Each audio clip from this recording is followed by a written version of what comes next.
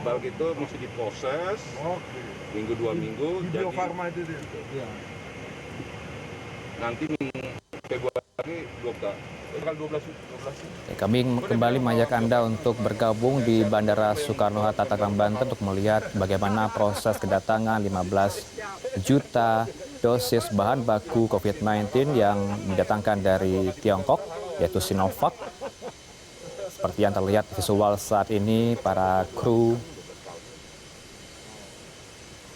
penerbangan tengah bersiap untuk melakukan penurunan 15 juta bahan baku dosis vaksin COVID-19 yang akan diterima oleh PT Bio Farma untuk selanjutnya akan dilakukan verifikasi data dan juga tentunya akan menjadi bagian dari program vaksinasi di tanah air. Nantinya akan kita tunggu keterangan pers yang akan rencananya akan disampaikan oleh beberapa menteri, termasuk dari Menteri BUMN ada Erick Thohir, kemudian ada Yakut Kolil Komas selaku Menteri Agama, dan juga Letjen TNI Doni Monardo, Kepala BNPB sebagai Ketua Satuan Tugas Penanganan COVID-19. Informasi ini kami terima dari Tim Komunikasi Publik Komite Penanganan COVID-19 dan Pemulihan Ekonomi Nasional atau KPCPEN, dan Menteri Luar Negeri Retno Marsudi juga biasanya juga hadir dalam kedatangan vaksin COVID-19. Dan untuk tahapan ketiga ini, saya ulangi kembali, ini merupakan bahan baku dari vaksin COVID-19. Ada sebanyak 15 juta bahan baku dosis vaksin COVID-19 yang tiba di tanah air, dan ini merupakan rangkaian tahapan ketiga setelah ada 2 tahapan sebelumnya yang dilakukan oleh pemerintah sejak Desember kemarin. Setidaknya 2 tahapan dilakukan mulai tanggal 6 Desember 2020, kemudian dilanjutkan dengan 31 Desember 2020. Dan jika di total kedatangan vaksin ini sudah ada 3 juta dosis vaksin yang dimulai dari tanggal 6 hingga 31 Desember 2020. Kemudian yang visual saat ini terjadi adalah kedatangan dari bahan baku 15 juta bahan baku dosis vaksin COVID-19.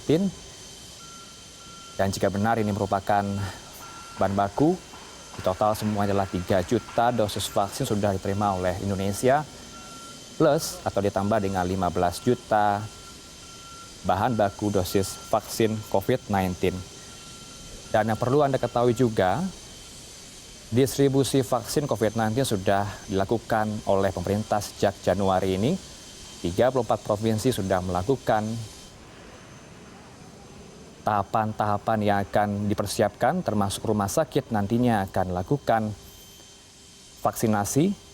Vaksinator termasuk hal yang paling penting untuk dilakukan vaksinasi, di mana rumah sakit yang ada di beberapa daerah di Indonesia harus mempunyai fasilitas yang baik, seperti mesin pendingin atau cold chain. Ini harus disediakan oleh pihak-pihak rumah sakit.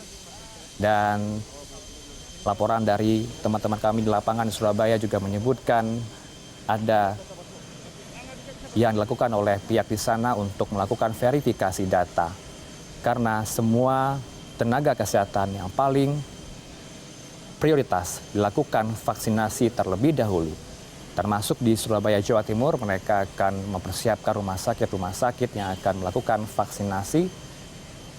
Tenaga kesehatan merupakan garda terdepan untuk melakukan vaksinasi nantinya. Dan laporan teman kami di lapangan di Surabaya menyebutkan bahwa nantinya program vaksinasi ini dimulai dari tenaga kesehatan dan mereka tengah mempersiapkan verifikasi data untuk vaksinasi ini.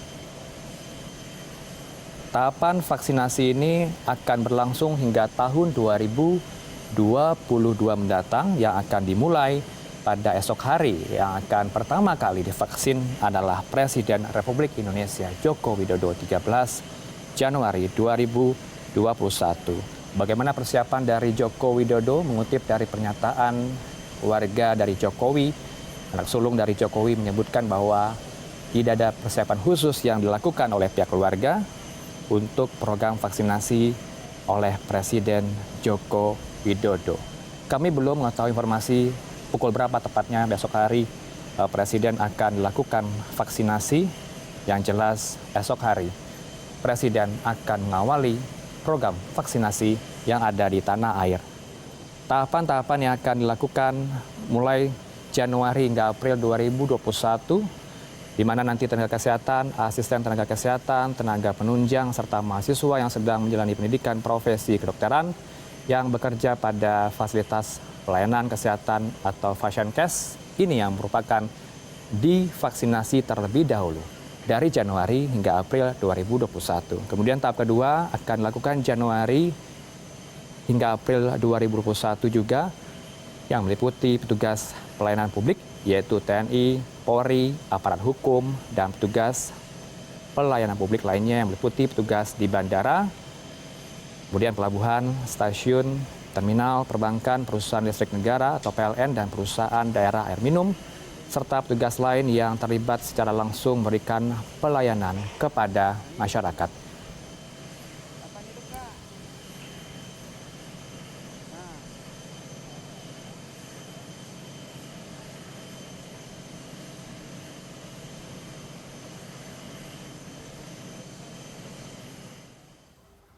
Nanti kami akan hadirkan kembali perkembangan terkini dari kedatangan dari bahan baku dosis vaksin COVID-19. Kita ke informasi berikutnya terlebih dahulu.